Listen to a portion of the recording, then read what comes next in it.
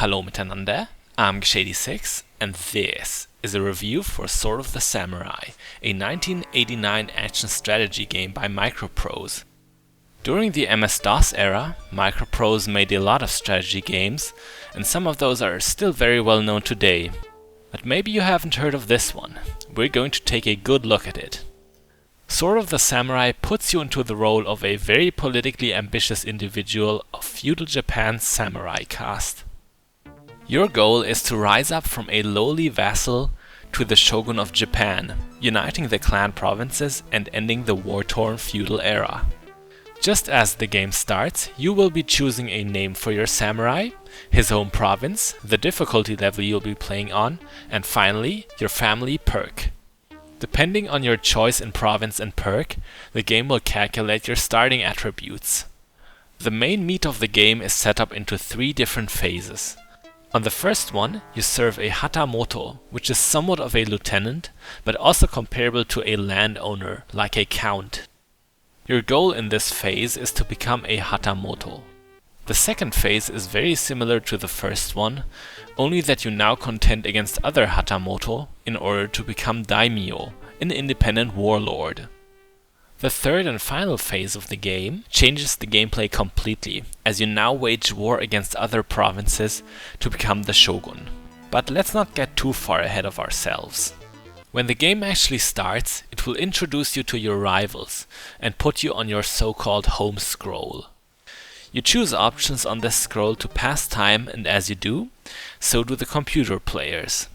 By pressing the F1 key, you can check your stats and those of your adversaries. The F2 key brings up the map of Japan, which is, at this early point of the game, completely unimportant. Finally, F3 checks players' positions and available quests. The first thing you will be wondering is, what exactly do you do in this game?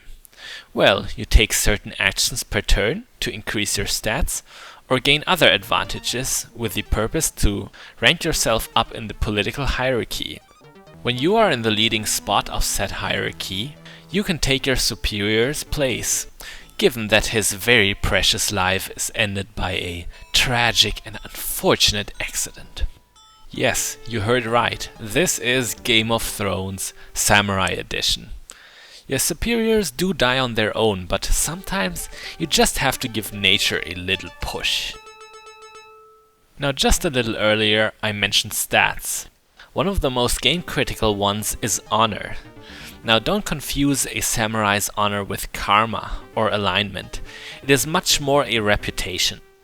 It's perfectly possible to make yourself look good by playing dirty, so long as you can get away with it. Showing personal strength or getting a job done increases your honor. On the other hand, backing out like a coward or just being plain unjust will hurt your honor. The game uses honor as the most ranking critical stat. High honor will also let you draft more warriors for your personal army, and it is also spent to increase taxes of your subordinates, directly increasing your domain of power thereby. That brings us to our next point, the land stat, also called your fief. Land can be sold for certain uses and is also used to maintain a larger personal army. Next up, generalship. This stat affects the Skirmish Minigame, increasing the strength and discipline of your warriors. We will cover that minigame in detail later. And finally, the Swordsmanship stat. It makes the dueling minigame easier. Just like generalship, its effect on the rankings is next to non-existent. I will explain about the dueling minigame in a bit as well, just like the skirmish. Now, you have many options in this game. You can recruit warriors, gain land, practice with a sword, all you want. But chances to prove yourself and show great honor won't just come knocking on your door. Well, in a way they do. Quests will randomly become available, and events will also take place. You will have to travel to your lord's castle in order to take part in such a quest. And here's where the actual game starts. Most undertakings will trigger one of the 3 minigames. Get used to these, you'll be seeing them a lot. Sometimes your samurai has to face a strong, worthy opponent man to man. In the Duel minigame, you always play as the fabulous purple samurai, whose back you can see. The red samurai represents your enemy. You attack in this mode by pressing and holding the Enter key, and then pressing one of the directional keys to swing in the designated way. By using the down arrow key for this, you can charge up an unblockable power attack. When you're trying to use this move, you have to plan ahead though.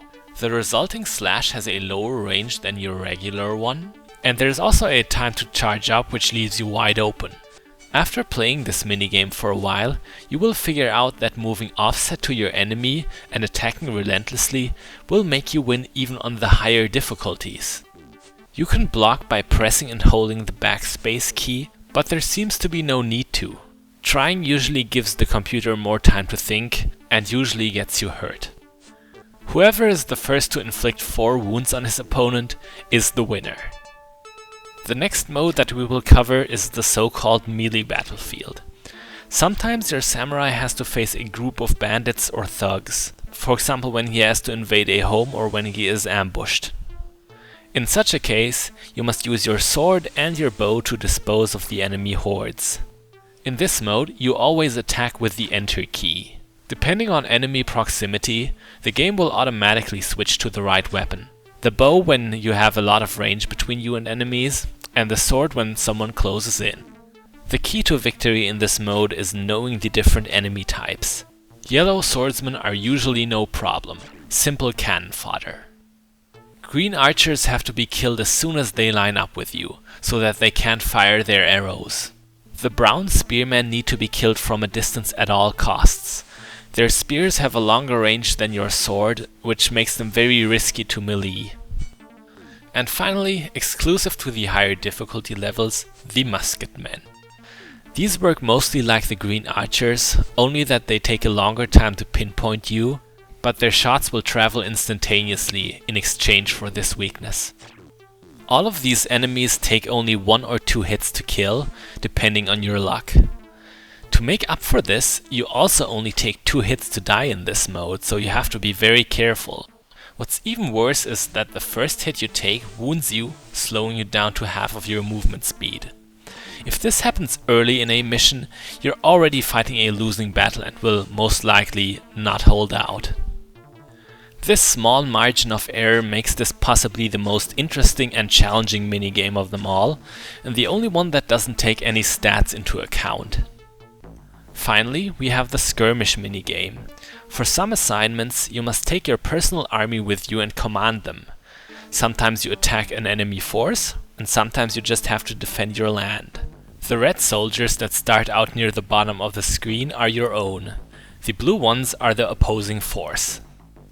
Depending on the size of your army, you will have different types of troops. The earliest kind of unit is the spearmen. They are simple close combat fighters. As your army grows, you will also gain archers, who can support other units from a distance. Next up is the powerful cavalry, a very fast traveling unit that easily takes out the aforementioned 2. A little bit later, you will gain musketmen. They are a perfect means to counter cavalry. But you have to be careful, they have low range and are therefore easily countered by archers. Now of course, this is a strategy game. There are ways to give yourself an advantage in this mode. You always have to avoid fighting in rivers or on slopes. They will hinder your troops' movement and weaken their combat strength. Some of the terrain can also be useful. If you put a unit into a forest, it will be invisible to the enemy. You can use this advantage to attack into his flank or into the back of his troops. Doing this will always net you a bonus in combat. Even with all these tactics, however, this minigame is not any kind of rocket science. Usually, the one with the superior army and generalship will win. The real trick really lies in preparing for this minigame, always keeping up a strong army. Alright, we've talked about the minigames and they're all well and good, but the game isn't just about the occasional duel, killing a few bandits or defending against a bunch of crooks. It's about much more. You can't forget that you're always competing against your rivals, and you can do some nasty mischief to them, making their lives really miserable. Before you can infiltrate a rival's territory, you must disguise yourself as a Ronin, a masterless samurai. Oh, blessed be the invention of fake mustaches. You can do a whole bunch of things to them. For example, you can steal a prized gift from their lord, making them look bad. You can also kill an envoy in their house, tainting their honor. And if you're feeling especially mean, you can take one of your rival's family members hostage and use them to extort land or honor. A whole different approach would be killing a tax collector of your rival. This as a result weakens his personal army. There may also come a time when you've just had enough of your damn rival. In that case, you can simply go and assassinate him. Whatever course of action you choose, all of these things are simply glorious and will put a smile on your villainous face. Of course, nothing is without consequences in this game. If you're being a douchebag to your opponents, they will pay you back. They also have the means to intrude your home with ill intent. If that's the case, a special kind of defense mission will start. In such a mission, it is your objective to capture or kill the Prowler, but you also have to watch out for the ninjas he has brought along. These ninjas are a special kind of enemy, as they only become visible when you get close to them, or when they're about to attack. The ninjas may not be the best swordsmen, but they use throwing stars against you at a distance. The probably best way to handle them is to wait next to the entrance of a room and quickly strike at them as soon as they enter. Really, you shouldn't go out into a corridor when there are still ninjas around. This dapper gentleman thought it was a good idea to fight ninjas in corridors, and now look at him. Seriously, don't fight ninjas in corridors. Alright, so much for how things work in this game. I have to warn you that if you fail at the melee battles or the duels, there is a good chance that your character may die from it. Does that mean an immediate game over for you? Nope, actually not. The game only ends when your lineage is completely wiped out or vassalized. Because of this, you always need to think about making babies. A samurai who has become too old may have to retire. Because it is highly unlikely that you will beat the game with this very first samurai, you will need an heir sooner or later. Of course, babies don't just fall out of the sky. Imagine if no one caught them. First, you need to find a wife. There are two ways to go about this. You can either beg one of your rivals to give you one of his daughters for marriage, or you can go to the matchmaker and buy a wife for a certain piece of land. Relax, relax. Those were different times and it's just a video game anyway. Once you've gotten hitched, babies will pop up magically a little bit later. I'm sad to inform you that there is no minigame for making babies. If your offspring happens to be a girl, you can give her into marriage as soon as she reaches the youth stage. Of course, only when a computer player asks for her. You can't go around shoving her into everyone's face. What a terrible father you would be. Giving your daughter away like that improves your relationship with that rival, making it less likely for him to scheme against you. If your offspring is a boy, on the other hand, he can become a potential heir. After a samurai's forced or voluntary retirement, the firstborn son will always take his father's place, as long as he's a youth or older. Second or thirdborn sons don't have a purpose unless the firstborn dies due to a hostage situation. While an heir may be an extra life effectively, keep in mind that he will always have weaker stats than his predecessor. Now let's return once more to how you have to advance in this game. I have already mentioned that you can help your lord bite the dust a little early, but this ordeal is a very risky one. This kind of assassination mission is a little bit harder than the average one, and in case you fail, you will be accused of high treason and your whole family will be wiped out. In short, instant game over. Not even seppuku can cleanse your family's name after something like that. But well, sometimes that is the only option to take, if you just don't have the time to wait until you progress. When you have become daimyo and reached the final third of the game changes up considerably. It will start focusing more around building up your army and conquering other provinces, strengthening yourself to become the shogun. The honor stat becomes much less important because you can also gain land by winning battles, instead of just raising taxes. Since you have now become a mighty warlord, you can no longer travel around the countryside in search of honor. However, opportunities to gain honor will come straight to you. Despite this, a lot of the gameplay remains unchanged. You can still break into people's houses and destroy their lives, and those of the ones they hold dear. A new way to lose the game at this point is to be conquered and vassalized. This happens whenever you lose a defending battle. Even if you control multiple provinces, it will always be your whole territory that is under attack when combat starts.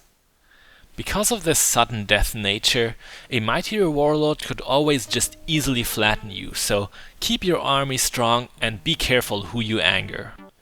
To finally win the game, you will have to declare yourself Shogun of Japan.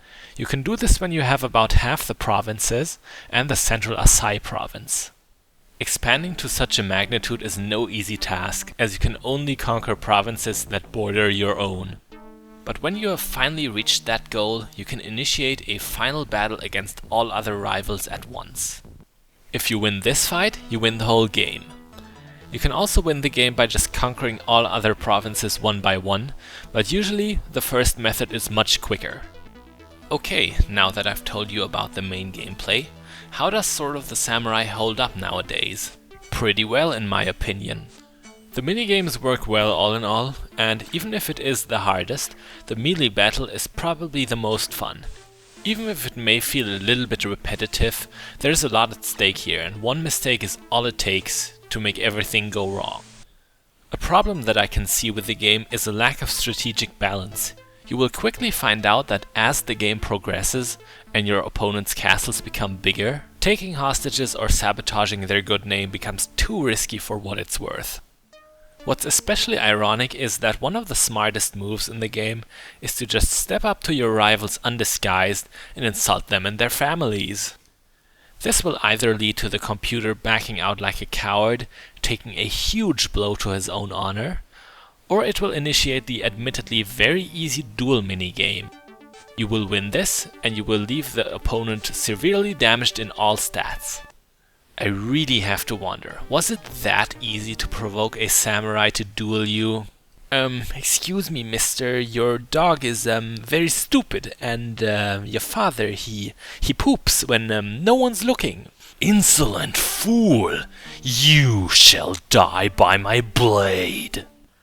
Your rival's heir will really not appreciate you killing his father, but apart from that, there really isn't any penalty to doing this. Logically, you've just been defending yourself. So, to conclude this review, Sword of the Samurai is definitely a fun game. It's really nice to experiment around with it, even if you'll find yourself sticking to cheap tactics sometimes. It stays fresh for about 3 or 4 campaigns, and if it rubs you the right way, like it did with me, you'll keep playing after that.